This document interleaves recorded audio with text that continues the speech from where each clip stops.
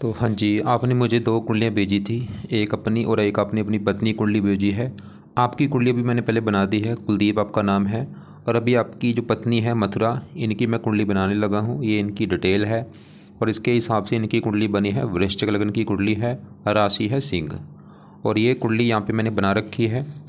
और जैसे सवाल आपकी यही है कि आप विदेश में हैं, इनके विदेश के योग कब बनेंगे और आगे फ्यूचर कैसा होगा, बच्चों के बारे में पूछा है, कुंडली कैसी है, तो पूरा विस्तार में समझाऊंगा। और जैसे कि आपको मैंने बता रखा है कि जो कुंडली होती है इसमें 12 ग्रह होते हैं। इन 12 ग्रहों से कुछ ना कुछ देखा जाता है। एक बार दोबारा रिपीट कर देता हूँ। ये जो पहला ग्रह है, इस पहले ग्रह से इस जातिका का शरीर, हेल्थ, स्वभाव, रंग रूप, पर्सनैलिटी, सर मस्तक, ऐसी चीज़ें हम देखेंगे। दूसरा ग्रह धन का, परिवार का, वाणी का है। तीसरा ग्रह छोटे भाई बहनों का। चौथा ग्रह इसकी माता, मकान, वाहन। पांचवा ग्रह बच्चों का है। छठा ग्रह शत्रु, रोग, कर्जा। सातवां ग्रह इसके पति का है। आठवें ग्रह से उम्र देखेंगे। नौवें ग्रह से भाग्य है। 10वां ग्रह काम काज। 11वां ग्रह आमदनी, लाभ, इच्छा पूर्ति। और 12वें घर से इसके खर्चे देखे जाएंगे। हमने जो कुछ देखना वो घर देखना है और घर का मालिक देखा जाता है। अब देखो जी, 9 ग्रहों का असर हमेशा रहता है, दशा में इनका असर बढ़ जाता है। अब इन 9 ग्रहों में से इसके ऊपर सबसे बड़ा जो असर है अभी वो है चंद्रमा का, क्योंकि चंद्रमा की चली हुई है इसके ऊपर बड़ी महादशा। ये 15 में चली है, पिछले 10 साल हो चुके हैं। और अभी इसी साल में छठा महीना जून 25 में अभी ख़त्म होने वाली, 3 महीने में अभी दशा ही ख़त्म हो जाएगी। पिछले 10 साल आ चुके हैं चली को। और तो चंद्रमा का इसके ऊपर है बड़ा असर। और बाकी थोड़ा सा असर इसके ऊपर सूर्य का भी है, जिसकी है अंतर्दशा। ये पिछला 12 महीना 24 में चली है। ये भी देखो, अभी 3-4 महीने हुए चली को सूर्य की दशा को। और अभी ये भी जून 25 में ख़त्म होगी। तो अभी दोनों की पहले बात करेंगे, दोनों ग्रह कैसे हैं। अब ये चंद्रमा और सूर्य, इसके देखो जी, चंद्रमा और सूर्य है, ये दोनों ग्रह एक साथ बैठे हैं, इसी घर में बैठे हैं 10वें घर में। पहले समझो 10वां घर किसका है। 10वें घर से इस जातिका का काम काज देखा जाएगा, पिता देखा जाएगा, सरकार देखी जाएगी, मान प्रतिष्ठा देखी जाएगी। देखो जी, एक एक घर से हजारों चीज़ें हैं। वैसे वैसे आपको मैं शॉर्टकट में बता रहा हूँ। 10वें घर से और भी चीज़ें होती हैं, जैसे 10वें घर से इसकी सास देखी जाएगी, अगर इसके सास के बारे में जानना है, और भी चीज़ें हैं। अब फार्मूला क्या है, घर का मालिक देखा जाता है। अब 10वें घर की जो भी चीज़ें, उसके लिए 10वें घर का जो मालिक बना है हमने उसको देखना है। अब 10वें घर में देखो नंबर लिखा है 5। 5 है सिंह राशि, इसका जो मालिक है वो है सूर्य।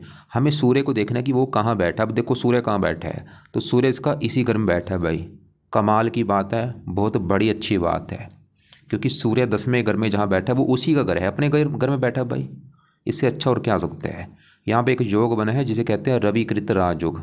ये पंच महापुरुष योग में से उत्तम योग होता है। और वैसे भी सूर्य इस कुंडली में योग कारक है, मतलब सूर्य इसका जो है वो कई कारणों से अच्छा है। मतलब 3-4 कारणों से सूर्य अच्छा है। एक तो अपना घर उसका है, और सूर्य को 10वें घर में बल भी मिलता है, इस घर में आके दिग्बली हो जाता है। और है भी इस कुंडली में योग कारक, लग्नेश मंगल का मित्र है। अब सूर्य अच्छे फल क्या देगा। 10वां घर काम काज का है, सूर्य इसको काम काज का सुख अच्छा देगा। और कौन सा काम काज, ऐसे मैंने लोग देखे हैं, ऐसे लोग सरकारी नौकरी में होते हैं, ऐसे लोग पुलिस में होते हैं, या कोई ना कोई सरकारी नौकरी में जरूर होते हैं। इसके देखो जी, बड़े लेवल पे योग हैं सरकारी नौकरी के, जब सूर्य के काम करते हैं ऐसे लोग। तो ये लड़की की अगर काम करेगी, सूर्य जुड़े काम करेगी। और वो कौन से काम आपको मैं लिख के भेज भी दूंगा। 10वां घर पिता का है, ऐसे लोगों को पिता का सुख बहुत अच्छा मिलता है। मतलब इस लड़की को पिता का सुख अच्छा मिलेगा, पिता की उम्र लंबी, पिता की सपोर्ट अच्छी मिलती है, पिता से अच्छी बनती है। 10वां घर सरकार का है, सरकारी काम इनके आसानी से बन जाते हैं, कोई सरकारी कामों में कोई दिक्कत नहीं आती, बल्कि सरकार से इनको फ़ायदा होता है। 10वां घर मान प्रतिष्ठा, सूर्य को मान प्रतिष्ठा बहुत अच्छी देगा। ऐसे लोग अपने परिवार का नाम रोशन करते हैं। और सूर्य की दशा बहुत अच्छी जाती है, जैसे अभी इसकी सूर्य की दशा चली हुई है, तो सूर्य इसका बहुत अच्छा है। तो सूर्य की वजह से इसको काम का, जो पिता, सरकार, मान प्रतिष्ठा, इन चीज़ों को सुख अच्छा मिलेगा। और भी जैसे कि मैंने बोला सास का घर है, सास के लिए अच्छा है। अब इसी घर में देखो जी, चंद्रमा भी बैठा जिसकी बड़ी दशा है। अब सवाल कि वो कैसा है। तो चंद्रमा बैठा है 10वें घर में, और 10वां घर किसका है, सूर्य का।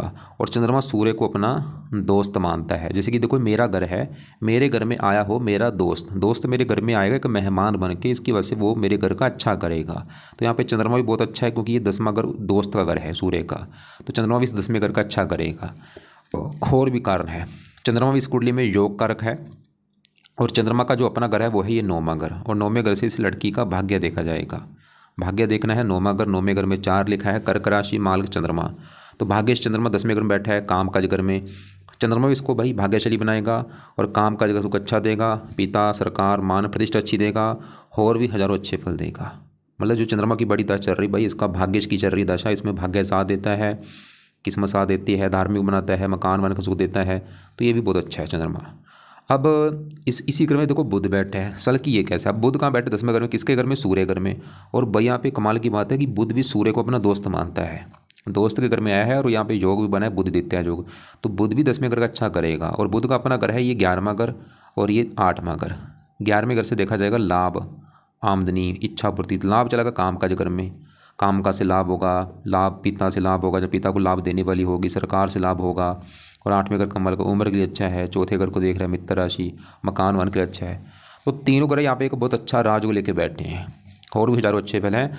अब देखो जी, इसके पहले घर में मंगल की अगर मैं बात करूं, क्योंकि इसके ऊपर अभी मंगल की आगे दशा आने वाली है, जैसे अभी चंद्रमा की दशा भी खत्म होगी जून 25 में, तो जून 25 के बाद दशा आएगी इस मंगल ग्रह की दशा। तो सवाल की मंगल की जो दशा लड़की के ऊपर आगे आने वाली कैसी जाएगी, मंगल लड़की को 100 में से 90% अच्छे फल देगा, और है भी बहुत अच्छा। अब जैसे मैंने आपको 12 घर बोले थे कि लड़की का 10वां घर पिता का घर है, 7वां घर पति का, 5वां घर इसके बच्चों का, चौथा माता का, ऐसे पहला घर लड़की का घर है। जो लड़की है मथुरा, ये लड़की खुद कैसी होगी, स्वभाव, रंग रूप कैसा, पर्सनैलिटी कैसी, पहला घर देखा जाएगा। और फार्मूला क्या है, घर का मालक देखो, पहले घर में 8 लिखा है, मालक मंगल देखना पड़ेगा, मंगल इसी घर में बैठा है भाई, ये भी बहुत बड़ी अच्छी बात है। ऐसी कुंडलियाँ कम होती हैं जिनका लग्नेश अपने घर में बैठा हो। तो पहले घर का मालक मंगल कोई छठे गांठ में खराब घर में नहीं बैठा, वो नीच का नहीं बैठा, बल्कि अपने घर में बैठा है। देखो जी, कमाल की बात है। और यहाँ पे भी योग बना है और उच्च का योग बना है, और मंगल भी पहले घर में बैठ के पहले घर का बड़े लेवल पे अच्छा कर देगा। शरीर का मालक है 10वां घर, पहला का शरीर है, इसके शरीर को अच्छा रखेगा, हेल्थ अच्छी, स्वभाव अच्छा, रंग रूप अच्छा, पर्सनैलिटी, सरमस्त अच्छा, मंगल गुण इसमें पाए जाएंगे। ये लड़की पराक्रमी, साहसी, उद्यमी होगी, समझदार होगी, गुणी होगी। मंगल थोड़ा सा क्रूर है, ये लड़की क्रोधी भी जरूर होगी, जिद्दी भी होगी, लड़ाकू भी होगी, गुस्से वाली भी थोड़ी सी होगी, क्योंकि मंगल थोड़ा सा क्रूर है। और यहाँ पे थोड़ा सा क्योंकि क्रूर है, तो ये लड़की की थोड़ा सा गुस्से की वजह से पति घर को दृष्टि दे रहा है, 7वां घर को देख रहा है, थोड़ा सा पति से मनमुटाव भी होगा, थोड़ा बहुत मनमुटाव जरूर होगा, क्योंकि थोड़ा सा यहाँ पे मंगल दोष भी बना है। चौथी दृष्टि पड़ेगी चौथे घर के ऊपर, 8वीं यहाँ पे, और ये छठे घर का मालक है, ननिहाल के लिए अच्छा है इसको। और आगे जो मतलब मंगल की दशा चलेगी, सवाल की वो दशा कैसी जाएगी, देखो जी कई प्रकार के अच्छे फल मिलेंगे, बस थोड़ा सा मंगल की दशा में थोड़ा सा पति से मनमुटाव बढ़ सकता है, थोड़ा बहुत, ज़्यादा नहीं मैं बोलूँगा, थोड़ा बहुत पति से मनमुटाव होगा। और अब लेकिन मंगल का यहाँ पे सवाल की अगर ये लड़की चाहती है ये तो थोड़ा बहुत बुरा फल है वो नहीं मिलना चाहिए, मैं क्या करूँ। तो वैसे तो मंगल के कई उपाय हैं, लेकिन इसको मैं पहला जो उपाय है वो है मंगल के लिए मंगल कवच का पाठ पढ़ ले मंगल की दशा में जो आगे चलेगी। दूसरा है मंगल स्रोत का पाठ पढ़ ले। तो इसके अलावा तीसरा उपाय है मंगल के देवता हनुमान जी की पूजा उपासना करनी है। तो 3 उपाय करने हैं, मंगल कवच का पाठ, स्रोत का पाठ चाहे पढ़ ले चाहे सुन ले सुबह के टाइम, और हनुमान जी के जो पाठ पूजा है कुछ भी, क्योंकि मंगल जो है ये एक देवता है, इसका भी आगे जो देवता है वो हनुमान जी हैं। तो हनुमान जी का कुछ ना कुछ पाठ ही रोजाना पढ़ा करे, चाहे उनको सुन लिया करे, इससे मंगल की दशा और अच्छी जाएगी। जो बुरे फल थोड़े बहुत होंगे वो नहीं मिलेंगे। जैसे बुरा फल मैंने बोला तो थोड़ा सा गुस्से वाला बनाता है ऐसे लोगों को, मंगल जो पहले घर में होता है गुस्से वाले लोग होते हैं।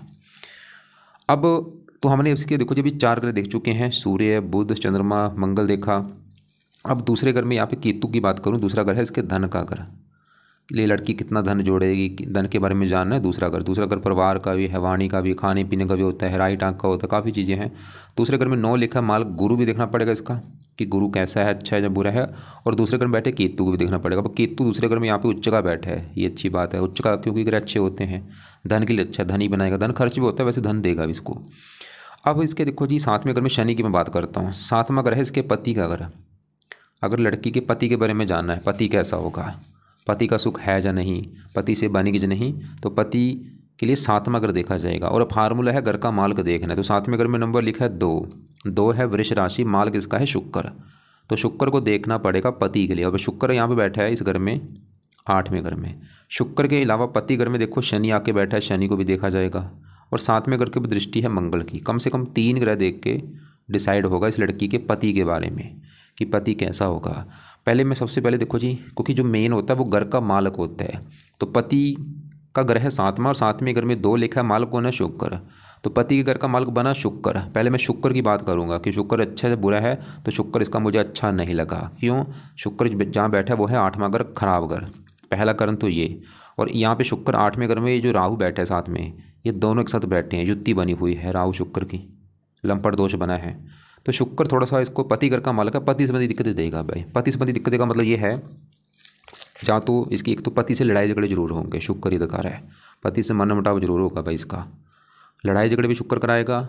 और पति का बीमार होना और पति के काम काज में दिक्कतें आना, और ख़ासकर ये दिक्कतें ज़्यादा आएंगी शुक्र की दशा में। जब भी कभी इसकी शुक्र की दशा चलेगी भाई, उस समय पति से लड़ाई झगड़े बढ़ जाएंगे, या पति बीमार होगा, या पति के काम काज में दिक्कतें आना। और दूसरा, राहु की दशा में भी दिक्कतें आएंगी, जब भी राहु की भी दशा होगी उसमें भी पति से मनमुटाव लड़ाई झगड़े होना।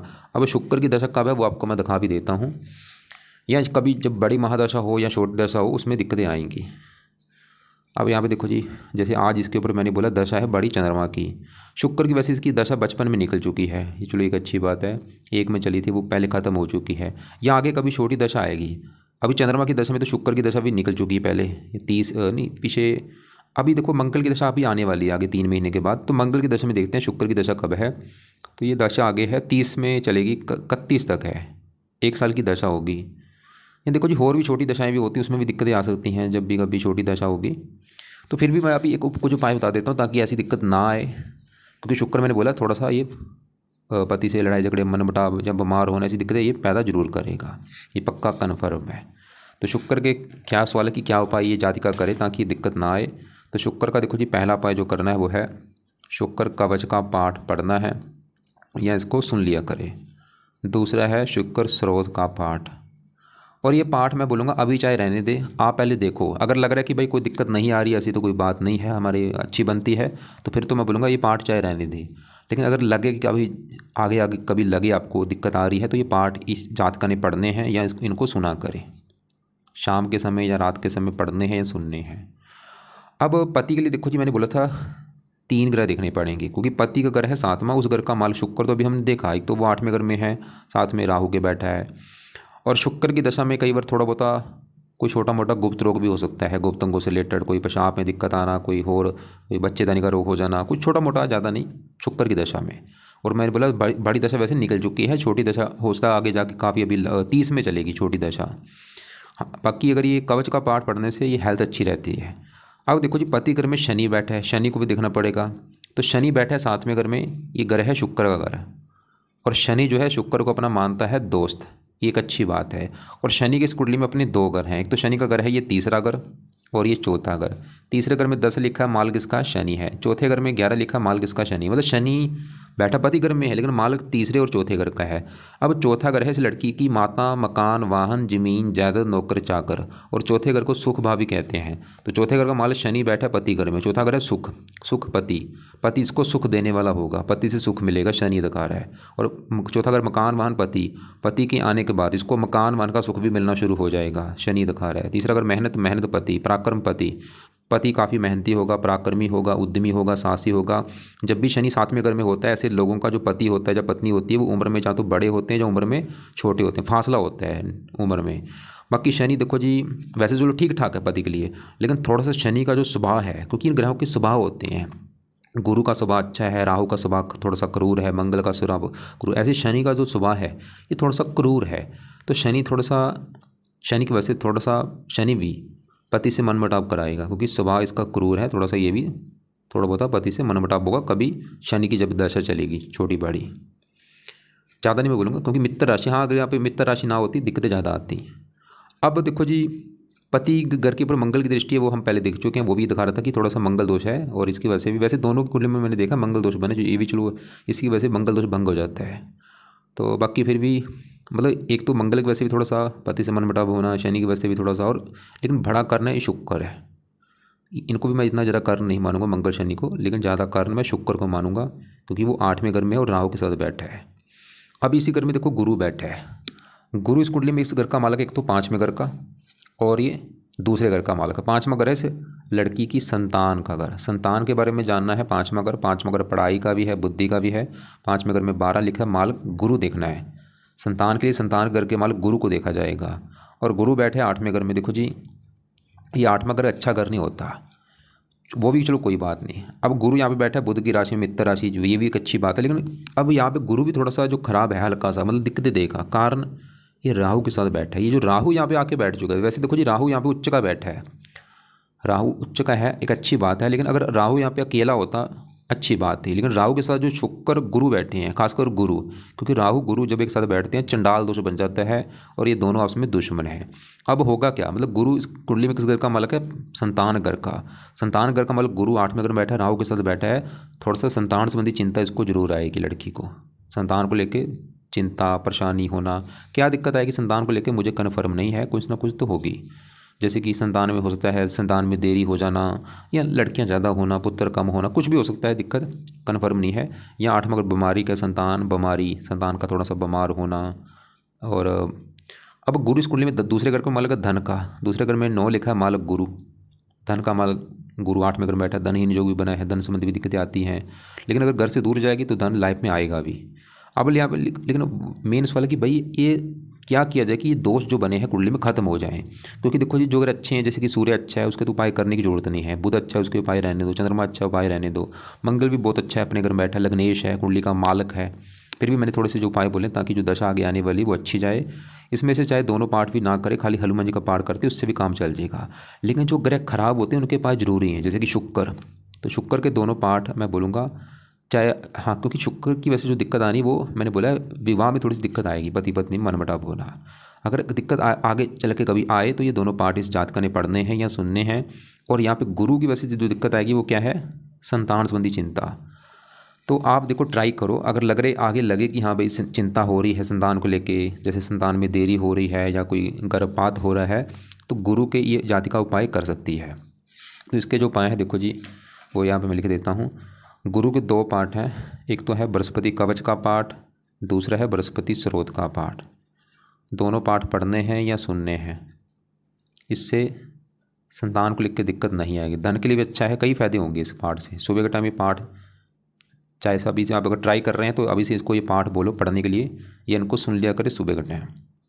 तो इनके हिसाब से ये पाए हैं। मंगल की दशा भी जो कि अभी 3 महीने पड़े आने में, तो जब मंगल की दशा चलेगी उस समय ये मंगल के जो मैंने पाठ बोले हैं, अगर इसका टाइम है तो मंगल कवच स्रोत का पाठ सुबह के टाइम पढ़ना है या सुनना है, ताकि दशा और अच्छी जाए, जो थोड़ा बहुत बुरा फल वो ना मिले। और हनुमान जी की पूजा वासना किया करे। और शुक्र के दोनों पाठ, ताकि विवाह में कभी कोई दिक्कतें ना आए, पति बीमार ना हो या पति से मनमुटाव ना हो। और बृहस्पति के पाठ ताकि संतान का सुख अच्छा मिले।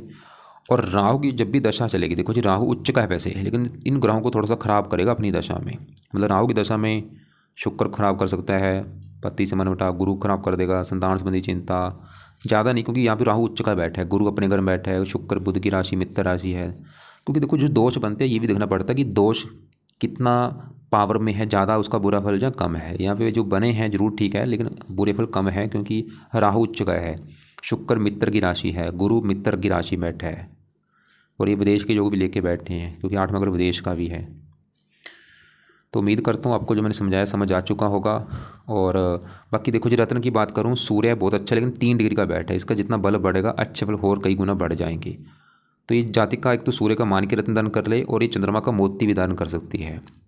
अब जो मोती रत्न है वो इसने लेफ्ट हैंड की इस छोटी उंगली में दान करना है, इस उंगली में मोती रत्न दान करना है, उसको चांदी में जड़वा के दान करना है।